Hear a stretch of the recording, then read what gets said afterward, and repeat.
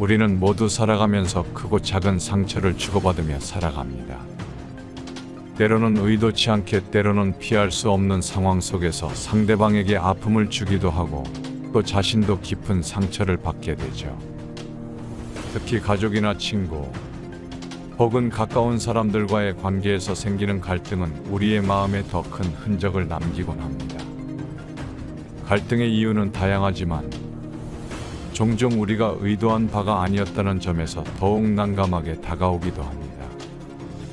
그러나 중요한 것은 그러한 갈등을 피하지 않고 어떻게 해결하고 넘어설 것인가에 있습니다. 상처를 외면하거나 방치한다면 그것은 시간이 지나며 더 깊어질 뿐입니다. 결국 상처가 쌓이면서 관계는 점점 더 멀어지고 해결의 실마리는 더 어렵게 느껴지게 됩니다.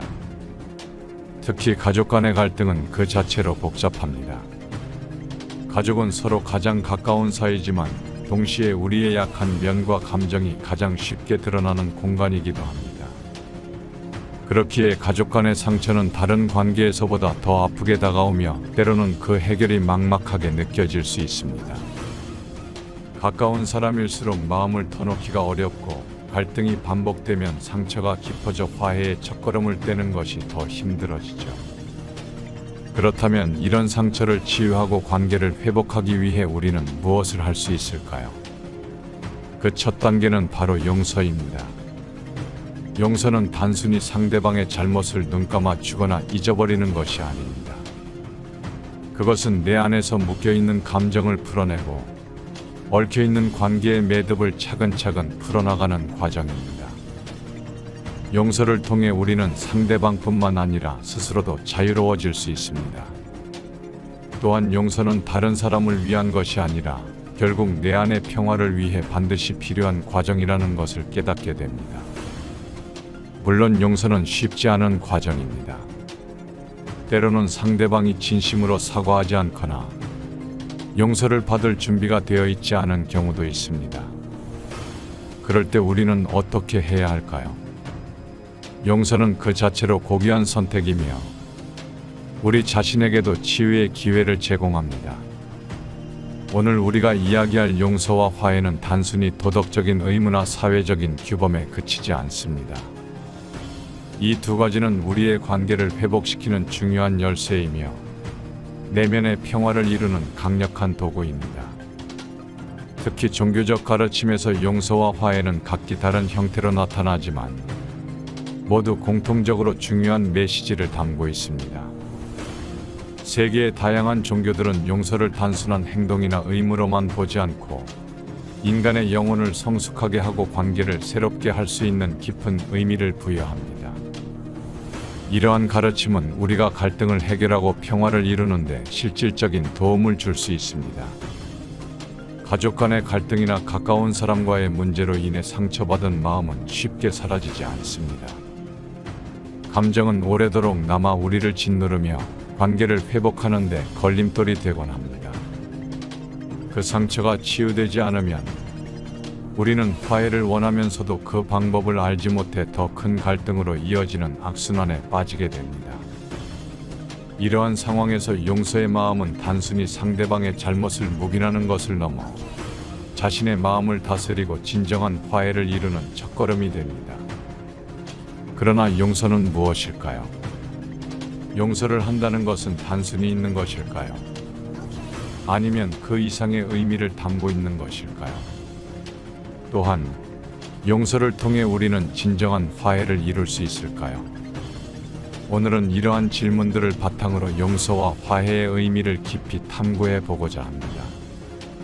다양한 종교의 경전을 통해 각각의 가르침이 용서와 화해를 어떻게 정의하고 그것이 우리의 삶에서 어떤 변화를 가져올 수 있는지 살펴보겠습니다.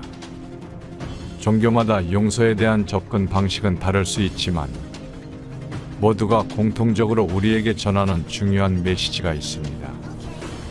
이제 각 경전의 가르침을 함께 탐구하며 용서와 화해가 우리의 삶에 어떤 의미를 가지는지 알아보겠습니다.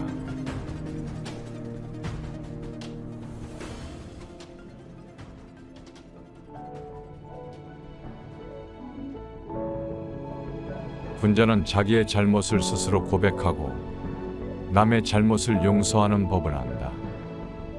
논어.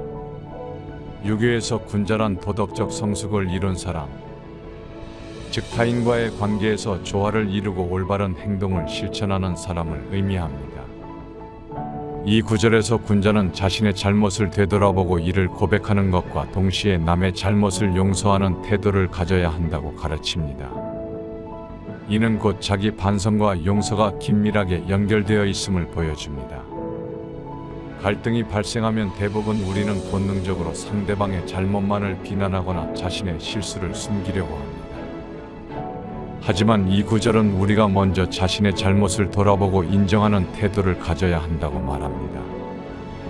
스스로 고백한다는 것은 자신의 부족함을 솔직히 받아들이고 이를 개선하려는 의지의 표현입니다. 이러한 태도는 인간관계에서 신뢰를 쌓는 중요한 바탕이 됩니다. 또한 남의 잘못을 용서하는 법을 안다는 말은 단순히 상대방의 실수를 묵인하거나 넘어가는 것이 아닙니다.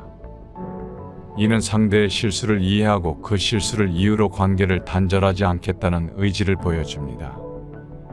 용서를 통해 우리는 상대방과의 관계를 회복할 수 있으며 이는 곧 더 깊은 신뢰와 조화로 이어집니다. 유교는 인간관계에서 화합과 평화를 이루기 위해 이러한 용서와 반성의 태도를 지속적으로 실천해야 한다고 강조합니다.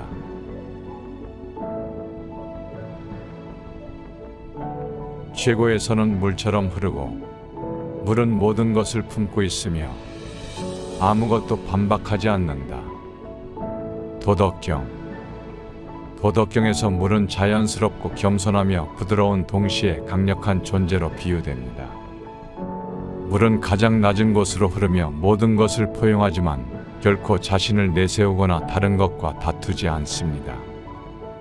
이 구절은 갈등이 발생했을 때 우리의 태도가 물처럼 유연하고 부드러워야 한다는 교훈을 줍니다. 모든 것을 품는다는 물의 성질은 다른 사람의 잘못이나 결점마저도 수용할 수 있는 포용력을 의미합니다. 물은 어떤 장애물을 만나더라도 그에 맞게 흐르며 결국 자신의 길을 찾아갑니다. 이러한 특성은 용서의 태도를 상징적으로 보여줍니다.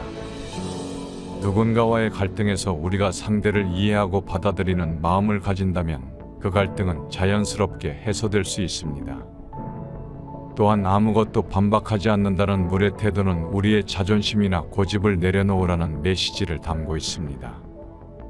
대립과 반박이 반복될수록 갈등은 더욱 심화되지만 물처럼 유연한 태도를 가질 때 상대방과의 관계는 조화를 이룰 가능성이 커집니다. 도교는 물의 이러한 성품을 본받아 우리의 마음을 열고 용서와 화해를 실천해야 한다고 강조합니다. 물처럼 유연하고 포용적인 태도가 갈등을 해결하고 내면의 평화를 이루는 길임을 도덕경은 가르치고 있습니다.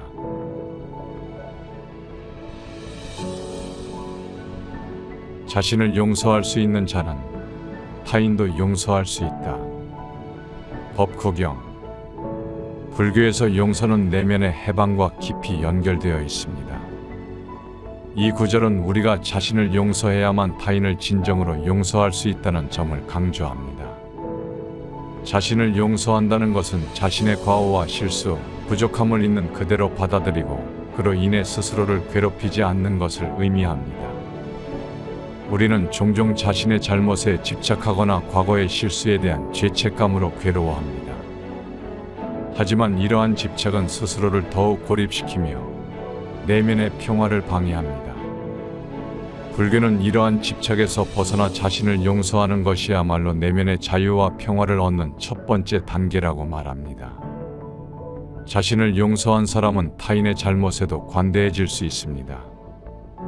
타인을 용서한다는 것은 상대방의 잘못을 그냥 넘어가는 것이 아니라 그 잘못으로 인해 생긴 분노와 고통에서 벗어나겠다는 결단입니다. 불교에서는 무상이라는 개념을 통해 모든 것은 변하며 고통 또한 영원하지 않음을 깨닫도록 가르칩니다. 이를 통해 우리는 갈등과 고통에 대한 집착에서 벗어나 용서를 실천하고 내면의 평화를 찾을 수 있습니다.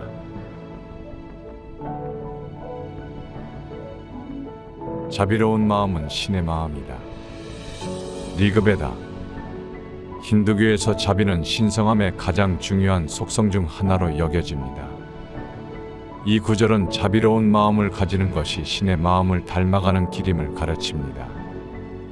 자비는 단순히 동정을 베푸는 것을 넘어 상대방의 고통을 깊이 이해하고 그들에게 도움을 주고자 하는 의지를 포함합니다. 우리가 갈등을 겪을 때 상대방을 이해하고 그들의 상황을 헤아리는 자비로운 마음이 필요합니다. 자비는 단지 다른 사람을 위한 것이 아니라 우리 자신에게도 치유와 평화를 가져다 줍니다. 상대방을 이해하는 과정을 통해 우리의 마음도 한층 더 넓어지고 자유로워질 수 있습니다. 힌두교에서 용서는 단순한 도덕적 선택이 아니라 자비의 실천을 통해 신과 더 가까워지는 방법입니다. 자비로운 마음으로 상대방의 잘못을 이해하고 용서하는 것은 우리가 신성한 속성을 실천하는 중요한 방법입니다. 이러한 자비는 갈등을 해소하고 관계를 회복하며 내면의 평화를 이룰 수 있는 길임을 리그베다는 강조합니다.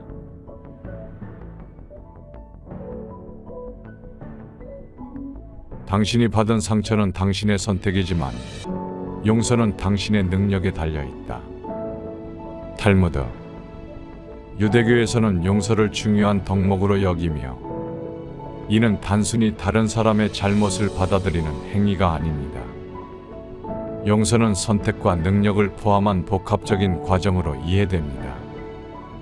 이 구절은 상처를 받은 상황에서도 우리가 느끼는 감정과 그에 대한 반응은 우리의 선택임을 상기시킵니다. 화를 내고 분노하는 것은 자연스러운 감정이지만 이를 오래 간직하는 것은 또 다른 선택입니다.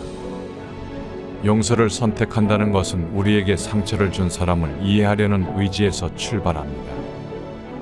유대교에서는 다른 사람의 잘못을 용서함으로써 자신을 상처로부터 해방하고 내면의 평화를 얻는 것이 가능하다고 가르칩니다. 용서란 상대방에게 은혜를 베푸는 것이 아니라 우리 자신의 자유를 되찾는 과정입니다. 또한 용서는 개인적인 경험을 넘어 공동체를 위한 필수적인 행위로 여겨집니다. 탈무드에서는 인간관계의 조화와 평화를 유지하기 위해 용서가 중요하다고 강조합니다. 상처와 분노에 집착하면 갈등은 심화되지만 용서를 통해 우리는 갈등을 해결하고 관계를 회복할 수 있습니다. 이러한 태도는 사회적 유대감을 강화하며 서로를 이해하고 신뢰하는 공동체를 형성하는 데 기여합니다.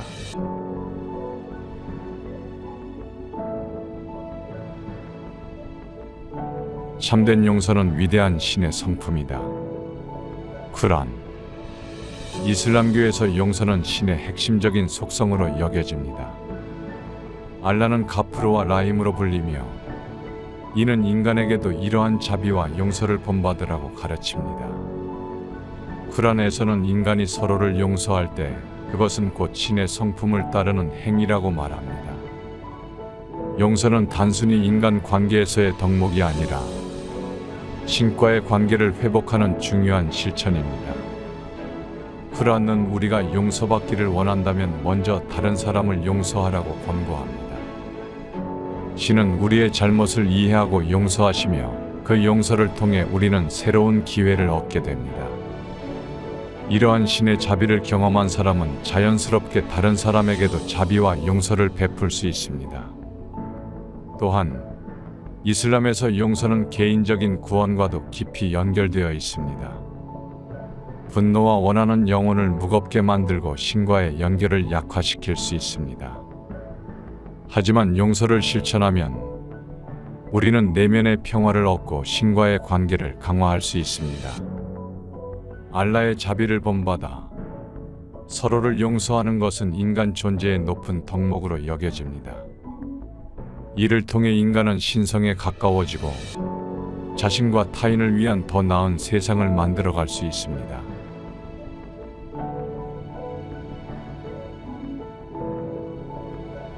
너희가 사람의 잘못을 용서하면 하늘에 계신 너희 아버지께서도 너희 잘못을 용서하시리라. 마태복음 6장 14절. 기독교에서 용서는 단순한 도덕적 행위가 아니라 신의 뜻을 따르는 영적 실천입니다. 예수님의 가르침에 따르면 용서는 우리가 하나님께 용서받는 중요한 조건입니다. 이는 하나님께서 우리의 잘못을 용서하셨듯 우리도 다른 사람을 용서하라는 명령으로 이해됩니다. 하늘에 계신 아버지는 용서를 통해 인간에게 새로운 기회를 주시는 분으로 묘사됩니다.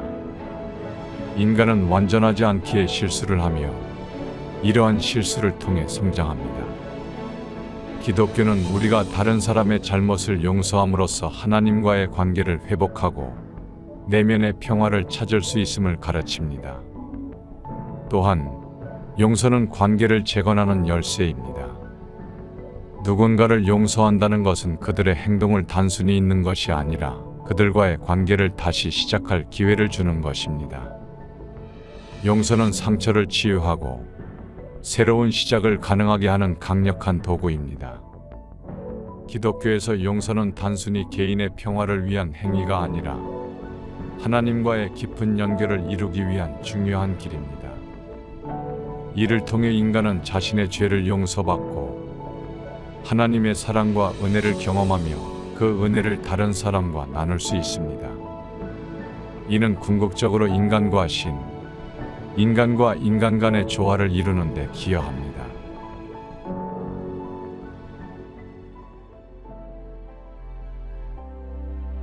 우리가 용서를 실천하고 깨진 관계를 회복하는 여정에서 힘든 순간이 있더라도 그 여정이 우리를 더 나은 사람으로 만들어줄 것입니다. 용서와 화해는 단순히 순간적인 결단이 아니라 우리 삶의 모든 면에서 지속적으로 실천해야 하는 과정입니다. 때로는 과거의 상처가 너무 깊어 용서가 불가능해 보일 때도 있지만 바로 그러한 순간에 우리는 더 큰 용기의 필요성을 느끼고 용서가 가진 치유의 힘을 경험할 수 있습니다. 용서는 우리의 내면을 억누르고 있던 감정을 해방시켜주며 우리에게 새로운 시작의 가능성을 열어줍니다. 화해는 단순히 갈등을 없애는 것을 넘어 서로를 깊이 이해하고 신뢰를 쌓아가는 과정입니다. 용서와 화해의 길에서 우리는 단지 과거의 잘못을 넘어서는 것이 아니라 더 나은 미래를 향해 나아가는 법을 배웁니다. 이 여정은 고통과 불편함을 동반할 수 있지만 동시에 가장 큰 보람과 기쁨을 안겨줄 것입니다. 또한 이러한 과정 속에서 우리는 다른 사람뿐만 아니라 스스로를 더 깊이 이해하게 되고 자신에 대한 사랑과 존중을 회복할 수 있습니다. 용서와 화해는 단순히 타인에게 베푸는 것이 아니라 우리의 내면에도 평화와 자유를 가져다주는 선물입니다. 여러분이 오늘 배운 경전의 가르침은 단순한 이론이 아니라 우리 삶에 실질적으로 적용할 수 있는 지혜를 담고 있습니다. 이 가르침을 통해 우리는 상처를 치유하고 더 나은 자신으로 거듭날 수 있는 길을 발견할 수 있습니다. 용서와 화해는 우리의 내면뿐 아니라 주변 사람들과의 관계, 나아가 우리가 속한 사회와 세계를 더 평화롭고 조화롭게 만들어줄 것입니다. 오늘을 기점으로 각자가 용서와 화해를 실천하며 스스로와 타인에게 진정한 평화와 사랑을 선물할 수 있기를 진심으로 바랍니다.